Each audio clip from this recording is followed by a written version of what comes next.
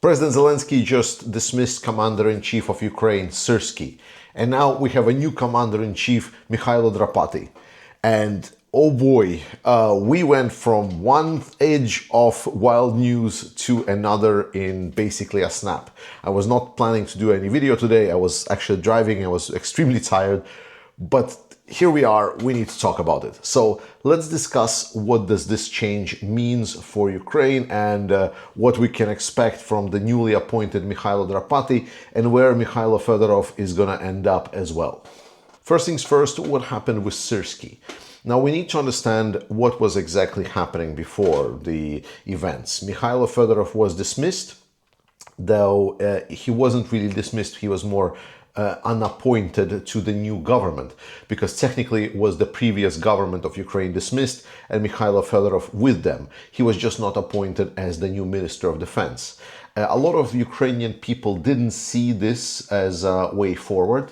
Mikhailo Fedorov has shown himself to be a very efficient Minister of Defense of Ukraine. He implemented a number of reforms and we instantly saw improvements on the front line with a lot of the performance increasing for different units. We saw different units stopping, not stopping, but alternating their requests. For example, vehicles became a lot more available for a lot of different units. Essentially, procurement process started working for the people that it was not working for before.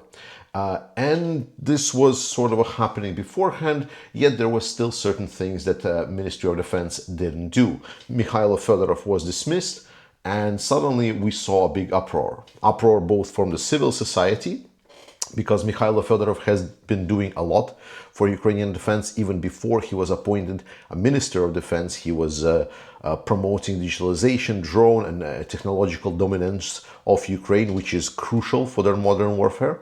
But more importantly, he was also an efficient Minister of Defense compared to the previous one. If you will just look at the time that Minister of Defenses served in the last couple of governments, then it doesn't tell you the full picture. It just kind of tells you like, well, he was just dismissed despite the fact that he was performing well. And the time that he spent in office was comparable to the previous people in the office. But previous people in the office were dismissed because there was a lot of inefficiencies and scandals around them. That was not the case with Fedorov. So there was an uproar in popular opinion society, but also there was a popular uproar inside of the armed forces. The armed forces started basically reporting to the commander-in-chief and to all of their people responsible, stating that, to be honest, dismissing Fedorov, that is the first Minister of Defense that actually has been doing something, is absolutely crazy and this should not happen, which was very, very surprising seemingly for President Zelensky. The situation that he was observing was that the Ministry of Defense was not really working with the Command-in-Chief and General Staff of Ukraine, people that are making decisions how to defend Ukraine and are commanding the army. And essentially, from what we learned, the decision came down to, if we don't go into conspiracy theories, which are not really conspiracy theories because they have some grounding, but let's stick to the popular and known narratives. So with the known narratives, the discussions were sort of that Zelensky was considering who to dismiss, that he didn't like the conflict between Syrskyi and Fedorov, and in general he leaned more towards dismissing both of them, but he ended up dismissing Fedorov and not acting on dismissing Syrskyi, specifically because Syrskyi was intertwined in the current defense for Ukraine.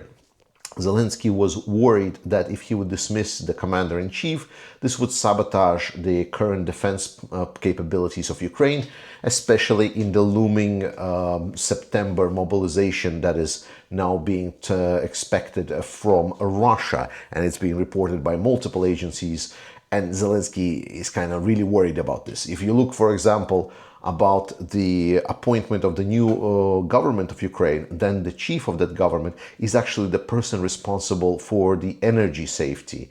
And so Zelensky is clearly thinking about how Ukraine can get through the next winter with as much energy security as possible.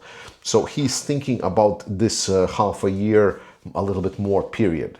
Whereas Fedorov was in a large portion of society, including military and civilian, like a long-term visionary planner. He was the person that allowed them to slowly reintroduce the word victory into their everyday discussions about the potential future of Ukraine. What we must understand is that armies do not win wars of attrition. Nations do. And what was happening in Ukraine as a nation, we're talking both military and civilian society, is a global exhaustion and lack of hope. So when Fedorov got dismissed, specifically these same arguments got triggered once again. So all of that accumulated stress, all of that accumulated negativity multiplied and just poured out. Suddenly it all was there and out on the streets, showing that we need the hope. We need the ability to see that there potentially is the future in which Ukraine wins, and not just have some kind of negotiations. And people on the front line, they also wanted to see hope. They don't want to see whatever Syrskyi is associated with. It's a long discussion whether Syrskyi is that Soviet general, whether his plans are competent or incompetent, and so on. Again, like, a lot of people are criticizing him for a lot of things that he should be criticized, but also they're stating that he's a very competent commander. Mikhailo Fedorov himself, when he was resigning, was telling that Syrskyi is a renowned general and he is a competent commander, but his organizational abilities, his future vision have definitely been lacking. And one of the major things that was said about Syrskyi is that he just lacks the vision for victory, and that he is more interested in building his loyalty networks inside the ministry, not the Ministry of Defense, but the inside of the army structures, rather than building some kind of actual efficient modern military. And to an extent, we knew that this is true. However, I mean, the defense lines were still standing. So President Zelensky was looking at us like, yeah, potentially we should be firing Syrskyi, but replacing commander-in-chief, like basically removing all of these systems, can we actually still defend ourselves? Mikhailo Fedorov made a case that Ukraine can. And the nation came out stating, yes, we can. And that is basically what happened right now. Syrskyi just responded to the criticism that was thrown his way in a column where he was talking about, well, what have I done as a general? And a lot of the things that he said were sort of like correct, like that the strategy for victory should be kept secret. I think that's a valuable response to a question why no one knew how Ukraine is planning to win this war. And if the commander-in-chief has that strategy, he's not actually any obligation to share it publicly. But then there were certain things that really, even me, a person that is not as completely against Syrskyi as a lot of other people, what he was saying basically is that he actually didn't know that there was any conflict between the Ministry of Defense and the general staff. That seemingly, he said, it was just working questions and there was no issues whatsoever with them working. Maybe some things were just not clear. And the problem is with that answer, that answer responds to the question at that moment when it's asked. But in the broader context, that answer just does not work. Because that answer states that, Fedorov states that there was a conflict. A lot of experts that analyze this situation and knows the ins and outs say that there is a conflict between Fedorov and Syrskyi. President Zelensky comes out to public in front of their foreign guests, in front of all of the people and journalists, and is stating that there is a conflict between Ministry of Defense and General Staff. And then the commander-in-chief comes out and suddenly says, there was no conflict. I don't know. So that kind of sabotages the whole interview and introduces this layer of, is he just bullshitting us or not?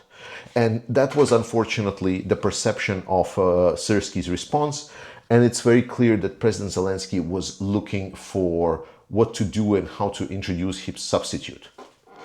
Then there was the discussions with different commanders around the front line, generals that could potentially take the head of the commander-in-chief position. Ukraine doesn't have a lot of those, but there were at least 6 names, I believe, in total flown around.